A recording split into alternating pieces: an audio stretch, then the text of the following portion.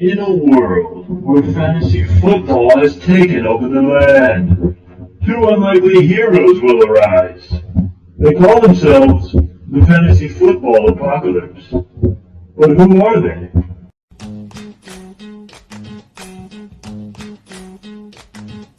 Trent and Jeremy. Trent and Jeremy. Trent and Jeremy.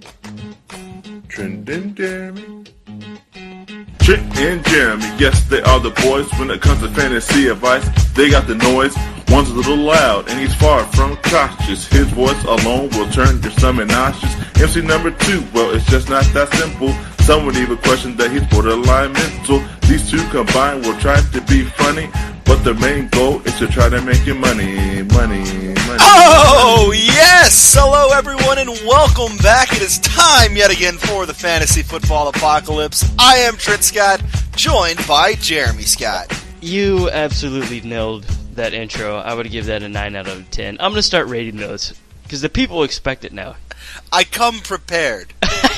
9 out of 10. Good job today, Trent. Alright, so, an interesting week in fantasy last week. You did manage to beat me for the second week in a row, so you're now 3-4 against me this year, but I am still clinging to that season-long lead. Now, let's really break down last week. I'd like to start on the tight end position. I don't want to spend too much time talking about tight ends if we can avoid it. Oh, well, there's something that you need to tell the people on live air. You need to tell me something on live air. I want witnesses. Well, it has nothing to do... We'll get to that. Trent picked Jared Cook, who got 1 point, and he scolded me about Benjamin Watson, who almost got 10. But he didn't. He still only scored 9. He was That's not 8 good. more than Jared Cook. Okay, but at the time I even said I didn't want to pick Jared Cook. Well, my main thing was Benjamin Watson wasn't a great pick, and he wasn't a great pick. He was better than my pick, but I said my pick sucked. 10 points from a tight end is not bad, my friend. But he didn't get 10, did he? He might as well have. Now, Trent, I believe there's something you need to tell me? Ryan Fitzpatrick was slightly better than expected. Yes. Tyrod did not play, so Fitz was my backup, and Fitz got 20 points. Yeah. He still sucks. But I mean, we're all about the matchups, my friend. We did have some legitimately good picks, though. How about me picking Lamar Miller last week, and he explodes for 236 and 2 touchdowns, and he only plays a half. Yeah, that was pretty incredible. Wait, you picked Lamar Miller last week? I picked Lamar Miller last week. And you still lost? Yeah, because Jared Cook had 1, and the fantasy tease of all fantasy teases, Christine Michael had 2, because he still didn't play. Yeah, I think it's pretty safe to say Lamar Miller is off our list now. Not to mention, my Lamar Miller pick was basically canceled out by your Danny Woodhead pick, the master of garbage time. Danny Woodhead I knew would have a good matchup because Melvin Gordon sucks. But yeah, he was a benefactor of that, so... So, Jeremy, before we get into this week's picks, let's play a little game, shall we? I love games. So what we're going to do here is we're going to look at the top 10 rushers in the NFL by yards per game to make it fair, because some teams have had byes, some haven't. So we're going to use yards per game to keep it fair, right? Yeah, sure. I'm going to give you 5. You're going to try and guess the other 5, okay? Of the top 10 Of rushers. the top 10 yards per game rushers this year. Okay. So, the 5 I'm going to give you, Le'Veon Bell is second. That would be expected. And he missed 2 games? Wow. Adrian Peterson's in the top 10. Matt Forte is in the top 10. Jamal Charles is still in the top 10. Now, I want to hear you try and figure out the rest. You know, I want to say Freeman, but I feel like he doesn't have a ton of rushing yards. It's more like catches and stuff. Is he top 10? He is. He's actually 5th. Okay. Which all right, so you would have never believed coming into the season, by the way. No, heck no. I'm going to go Freeman and Doug Martin. Doug Martin coming in 4th averaging Whoa. 90 yards a game. Wow. That's insane. Chris Johnson. Chris Johnson, number 8. Dude, I am... to everyone out there, I promise I'm not looking at any page. So there's 2 more...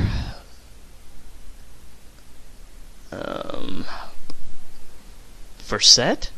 Justin Forsett is number 12. Ooh.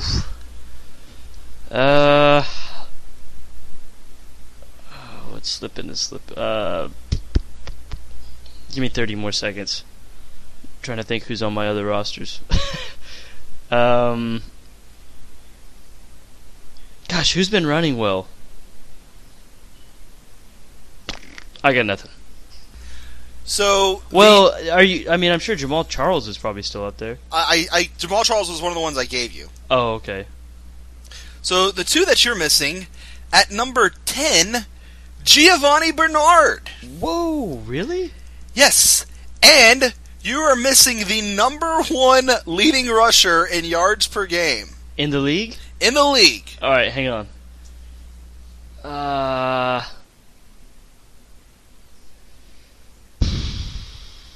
NFC or AFC? NFC. Number 1 in yards per game. Gosh, I don't know. Who is it? Todd Gurley. Oh, wow. It has been a very intriguing fantasy season, that's for sure. What an insane group of running backs. Dude, Gurley will be a first-round pick next year. He is absolutely the real deal. I can't believe, like, if I would have given you that list week 1 and said halfway through the year these are going to be the top 10 rushers, you would have never, ever believed me. Yeah, no, not a chance. Side note, Trent, remember when you said you are absolutely 100% against taking a running back in the first round of the NFL draft? Yes, I do. Remember when I said that's typically where the Hall of Famers come from? Look, I still think it wasn't I still don't think that was the move that team needed to make. I mean, given the running backs, I absolutely understand where you're coming from. But in the fact that Todd Gurley is a freak, and you have to take the gamble like the Chargers gambled on Gordon. I mean, you absolutely have to take that pick. But I do see what you mean with the Rams because they had Trey Mason, Cunningham, and not Stacy anymore, but still. Yeah, I mean, and let's don't forget Todd Gurley was coming off a torn ACL too. So yeah, not only did sure. did the roster for the Rams not really make sense for me, but Gurley himself was coming off a blown out knee. I mean, Maurice Claret had a decent NFL career. Well, let's get to the picks, Trent. All right, let's do it. Jib jab. Start off with quarterbacks. Trent, I believe I have honors. You do? So I'm going to give it to you. I'm going with Matt Stafford. He's had 2 good weeks after his atrocious beginning to the year. He's somewhat coming into his own. He got Ebron back, so he's got his good tight end red zone target. And Calvin Johnson, I personally believe Calvin Johnson has been there all year long. He's just had, Vikings, Denver, Seattle, Arizona were his first 4 games. That's the top 4 defenses in the league, arguably. Anyway, so I think Stafford, he's right there on the borderline at 7,500. I think he gets you 20 points against an incredibly leaky Kansas City Chiefs secondary. Yeah, I picked Stafford last week. Like you said, he had a solid game. He's really developed some momentum the last few weeks, and I would expect he keeps it up here. Yeah, absolutely. Well, let's keep it simple. Moving on, Trent, who's your pick of the week? My pick at quarterback this week, how about Eli Manning? Everyone knows Eli has... Or how should I phrase this? Everyone knows what Eli is at this point. He's a guy that's going to have a couple of monster games every year, and he's a guy who's going to have a couple of 3-interception games every year. But this week, the Giants take on the Saints, who have an atrocious defense, and I think this is one of the weeks where we could see Eli throw 3 or 4 touchdowns. Eli is so up or down, and Trent and I were actually talking about this before the show. It seems like, how Eli used to just dominate the Cowboys. It seems like he's lost it, or at least the boys have got his number or somewhat. Because the 2 games this year against the boys, he has 8 or 7 points and 6 points. So pretty impressive on the Cowboys' part. But I guess that's besides the point. I do like the Eli pick because the Saints' secondary is just not good. They're also playing in a dome. It's at New Orleans, but that typically works out better for all quarterbacks. All right, so let's just keep it rolling then. Jeremy, let's move over to running backs. Who is your RB of the week? This guy, if he goes off again, we're probably going to have to take him off the list, as ridiculous as it sounds. But Doug Martin is my pick. Having an incredible year. What number did we say? What was he, number 4 in yards per game, Trent? Rushing yards per game, something like that? Number 4, yeah, that's correct.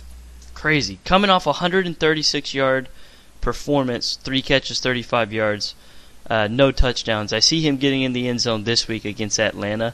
I would definitely say this is probably the last time we're going to pick Doug, because he's got a stretch coming up against some pretty easy defenses. So I really like Doug Martin this week in FanDuel, and he's a cheap option. I just can't believe that a guy that went from being so high his rookie year to being so low the next 2 years has now gotten back into the good graces of the fantasy community. I mean, That's unheard of. I never would have believed it was possible. I mean, that's not something you hear about. Crazy. I guess Chris Johnson's doing it also. Yeah, that's true. But whatever. All right, Trent, give us your pick of the week. So my pick of the week, you've been calling him Charmander. I think it's safe to say he evolved last week. He's now Charmeleon. So I'm going with Charmeleon West out in Kansas City. He goes for 110 yards and a touchdown last week. I made fun of him a couple weeks ago. I didn't really believe in him. I really gave it to you about spending $82 worth of fab money on him. And his first start was not very good, but last week he was excellent. And now this week he gets to take on the Detroit Lions. That game is in London, so it's going to be a very screwy game. The Lions are not very good. So this is another spot that I really like for Shakondrick West. I'd have to agree with you. I also love the beautiful Pokemon analogy. That was incredible. I know all of our listeners used to play Pokemon. I think he's great. He had a bad matchup against against Minnesota the week before. Reed is committed to him. He's going to be borderline, RB1 numbers if he can keep that up. But I do like the pick this week. There's something else I was going to say, but I forgot. But I do like the pick this week, so good pick, Trent. Oh, that's what I was going to say. Also, he had 5 targets, 2 catches, 19 yards. So, Alex Smith is the king of the dump-off, so I like the pick. All right, well, let's just keep it going then. Jeremy, who's going to be your second running back this week? Going with Old Man Gore. I don't even necessarily like his matchup a ton. Carolina's run D is not that great. But he just seems to be involved in that passing game. And I don't know what the heck is going on with the Colts, but they could be down by 3 touchdowns in the blink of an eye. And if that's the case, he's just going to get a ton of catches. But if they're up, they're going to be running the ball. So it's not like Gore's matchup proof in the fact that he's an RB1, but he's a matchup proof RB2 in my opinion. Yeah, I've never really been the biggest Frank Gore guy. I don't know. Like you said, though, he has been having fairly consistent success this year. He's not the kind of guy that's ever going to blow up and have a 25-point game, though. But if he can get you 12 to 15 every week, that's pretty reasonable production, and that's what he's been able to do so far this year. Yeah, absolutely. Well, Trent, give us the pick. Hopefully it works out better than Christine Michael did for me last week. My second running back this week is going to be LeGarrette. Smoke one if you got him. What? The guy who gets one game and Le'Veon gets two for the same exact crime. And Blunt was a repeat offender. And his last name. But anyway, he should have got 10 games. The New England Patriots take on your Miami Dolphins this week. I'm expecting the Patriots to roll in that game. I expect a 10 to 14 point lead in the second half. So I think LeGarrette Blount's going to get quite a bit of work. Last week, the Patriots just decided to not run the ball whatsoever. LeGarrette Blount had -3 yards on 3 carries. Tom Brady was their leading rusher last week. I think we see a return to normalcy this week out in New England, and I think Blount is the benefactor of that. Yeah, it depends. I think you're severely underestimating Dan Campbell's power. What he's done to Miami in 2 weeks is it's already earning him a spot in the Hall of Fame, in my opinion, and I'm sure everyone will jump on board soon.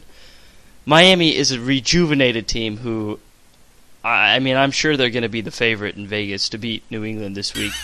I think Blount is going to be a very and I'm a big Blount fan. Like I think he's extremely underrated. His only problem is what you see last week. If it's a close game, he's not playing. But if the Patriots get up big, which they do, and they do that often, LeGarrette Blount does get points. I mean, he's had a 28-point game and a 22 this year. So he will get his, but they have to be up. So that's a big, what you want to call it as far as X factor. Yeah, there you go. So anyway, that's my opinion on Blount. There could be worse. I don't know. It's an interesting option. It's just if you want to roll the dice or not. Let's put it that way. He's also pretty cheap too, by the way. But let's go ahead and move on to wide receivers. Jeremy, who's going to be your wide receiver of the week this week? My wide receiver of the week this week is actually I'm going to switch it. I'm going to put my second guy as the pick of the week. Rashard Matthews. He's been doing it all year, quietly flying under the radar. He's now coming onto the scene. I have this guy in multiple leagues. I picked him up early. He's arguably just as good as Jarvis Landry. I mean, he's putting up the same numbers. With the exception of that one game, the bad game Tannehill had. He just continues to produce. Also, New England's secondary is not good. And if New England gets up big, then Tannehill is just going to be thrown it 50 times. So I really like Rashard Matthews this week. Yeah, it's funny you say he's been producing all year, except for the one game that I picked him on this show, by the way. I did not know you picked him that week. Well, yeah, that's bad luck. A Patriots fan can never pick a Dolphin. But it's like I was just talking about. I expect the Patriots to have a 10 to 14 point lead in the second half, so the Dolphins are going to need to throw the ball probably 40 some odd times. And when you have to throw the ball that much, that's good news for all of your wide receivers. So Matthews could absolutely have a solid game this week. Dude, listen to his game log. This is starting back at week 1. Okay, 13, 17, 34. Then he had the bad game where he had two points against a very tough D. 14 and 16. I mean, what more could you possibly ask for? I could ask that he hadn't had that 2-point game when I picked him. Oh, now you're just getting greedy, Trent. All right, moving on. Trent, who's your wide receiver pick of the week? So my wide receiver pick of the week, you want to talk about game logs. How does this last 3 weeks sound in a game log? 6 catches, 87 yards. 7 catches, 129 yards. 6 catches, 108 yards, and a touchdown. Yeah, I'm impressed. That would be the last 3 weeks for Stephon Diggs of the Minnesota Vikings. He's really come from absolutely out of nowhere into fantasy relevance incredibly quickly.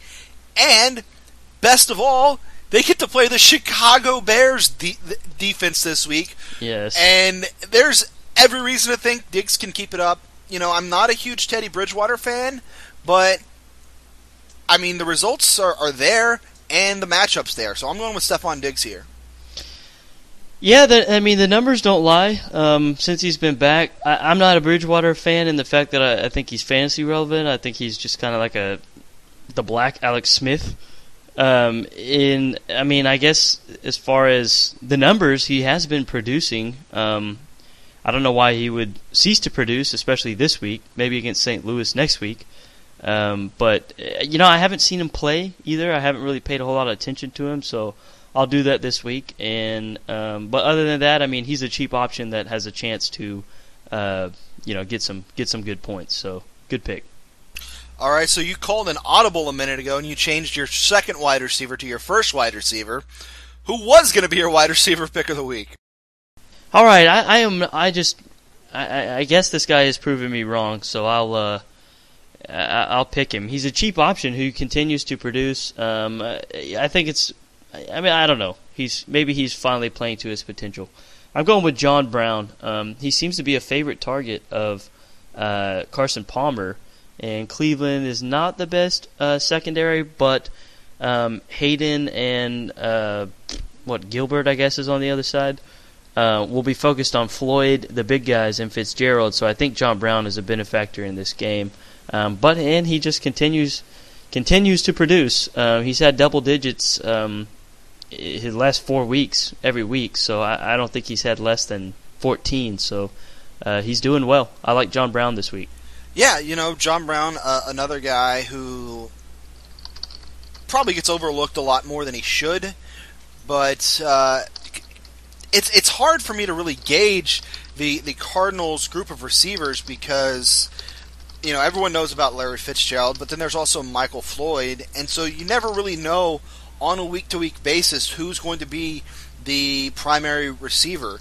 That's really my only concern is the fact that there's 3 wide receivers in that system that are all treated basically as equals. So that pretty much, it's hard for a team to have 3 wide receivers all play well the same week. And so you never really know which guy's going to get left out. Yeah, I mean, that's true. That's definitely always a concern. But again, it's fantasy. You got to play the probabilities. So that's why I like John Brown. But Trent, give us your wide receiver 2 pick. My second wide receiver this week, he scored 5 touchdowns this year. I don't understand how he is still as cheap as he is on FanDuel. He's barely above $6,000. Dante Moncrief continues to produce and continues to be ignored by FanDuel for some reason. He's had touchdowns each of the last 2 weeks. Now, the yardage has been a little bit of a concern, but touchdowns are the great equalizer in fantasy. They can turn a bad day good really quickly. And I don't see any reason that Moncrief's momentum slows down.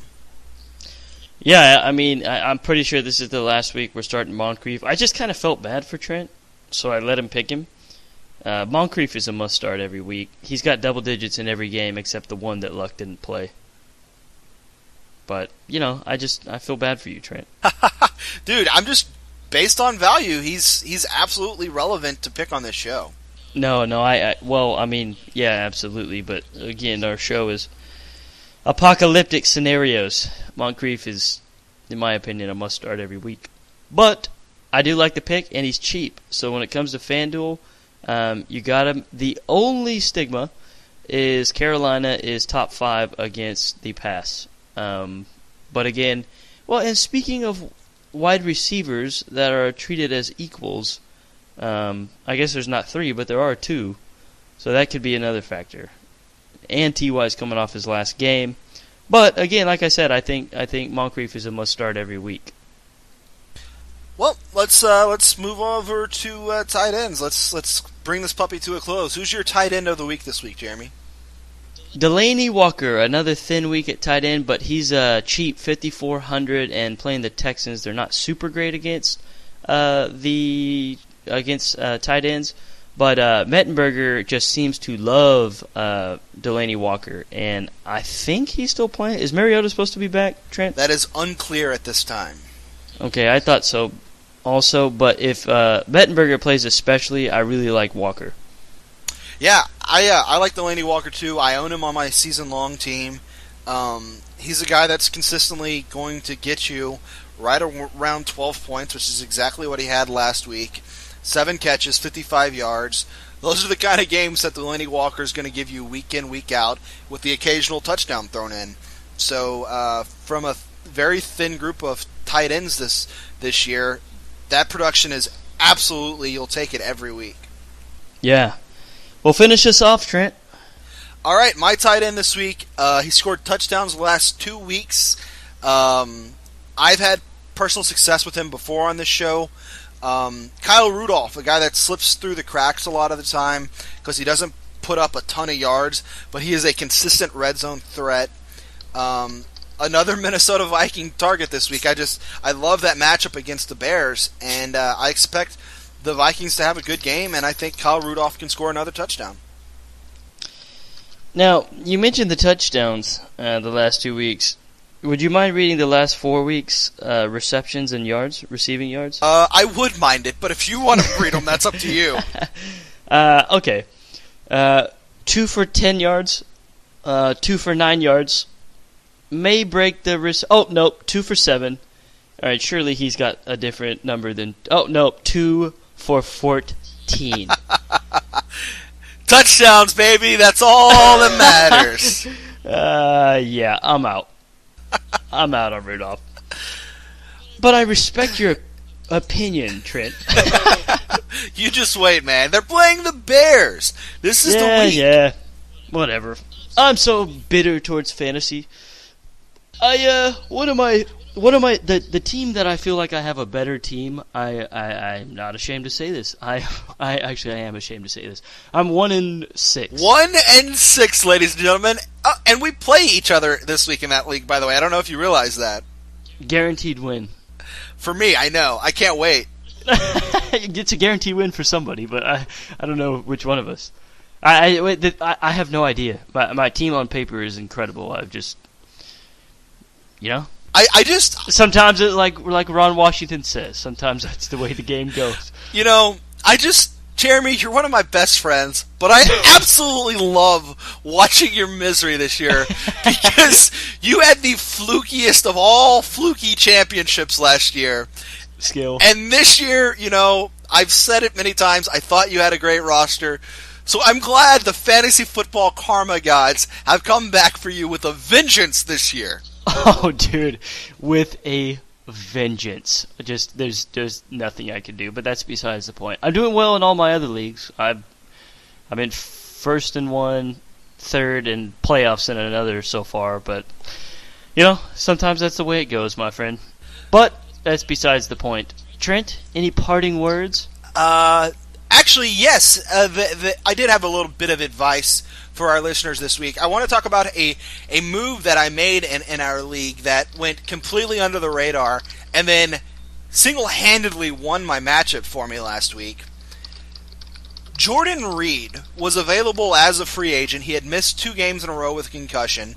I saw him sitting there on the free agent wire, and I said to myself, this is a guy that had at least 8 targets every single one of his first 4 games. And he's available for free. Just take a gamble, pick him up.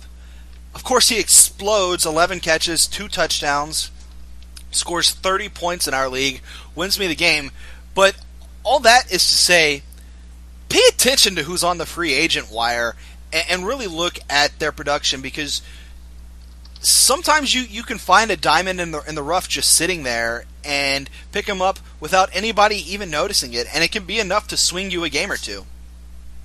Yeah, that's great advice. Absolutely, it could. I mean, you have to play that waiver wire to win. I mean, it's essential. You have to make trades. You have to take risks, and if you don't, there's your odds of winning decrease substantially.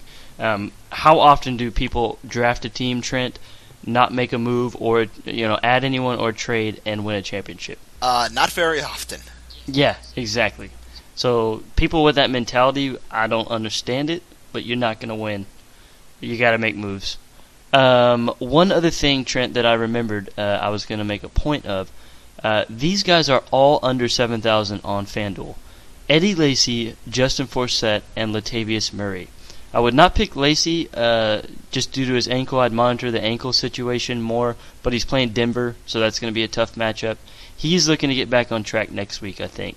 Forsett and Latavius, I think, had some solid matchups, but I believe they were both 6,900. That's incredible. Yeah, I don't understand how those guys are that cheap. I get why Eddie Lacy's that cheap because he's not very good, but the other two should absolutely be more expensive than they are. Yeah, absolutely. Well, Trent, great episode, and I'm starting to dread Sunday because I just get to watch my team lose. And this is the main league, the one I care the most about. That's why I am so disappointed. But anyway. All right, Jeremy, that's going to wrap up our show for this week. We'll be back next week, and hopefully I'll be bragging about beating you on this show and in real life. As long as the Dolphins beat the Patriots, I'll consider it all a win. See you guys next week.